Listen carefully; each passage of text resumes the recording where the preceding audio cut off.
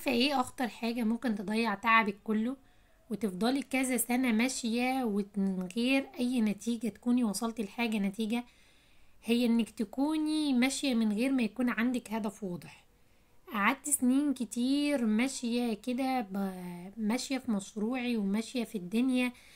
ما كانش عندي هدف او عندي حاجة معينة انا نفسي اوصل لها. ودي من الحاجات اللي بتحسي ان انتي تايهة مش عارفة انتي عايزة ايه.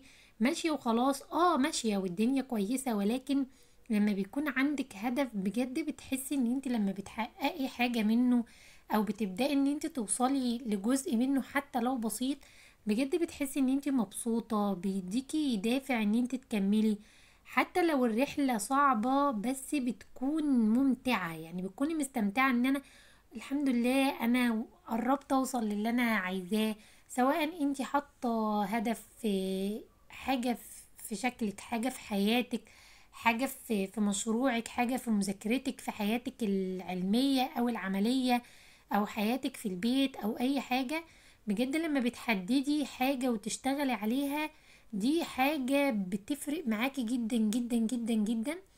انا بصراحة كنت زمان يعني بسمع من فترة فيديوهات عن التطوير وعن ازاي تحقق اهداف، وعن ازاي ان انت مثلا تكتب الهدف وتحقق كل شهر حاجة معينة ان انت تشتغل عليها. بصراحة انا من الناس اللي ما كنتش بقتنع بالحاجات دي، او كنت بسمع وبتهيألي ان هو كلام وخلاص. ولكن فعلا لما بدأت ان انا اطبق الحاجات دي في رحلتي، بجد الحاجات دي من الحاجات اللي فرقت معايا جدا جدا جدا. بدأت فعلا احس ان انا لما اكون كاتبه حاجه وارجع لها بعد فتره والاقي نفسي الحمد لله ان انا وصلت لها وشغاله عليها وبطور من نفسي، بجد بتحسي بفرحه وسعاده كده بجد جميله.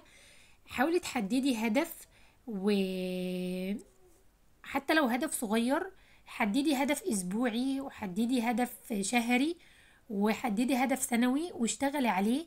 وبجد احساس ان انت تحسي ان انت بتحققي حاجة انت محدداها لنفسك، بيبقى احساس حلو قوي.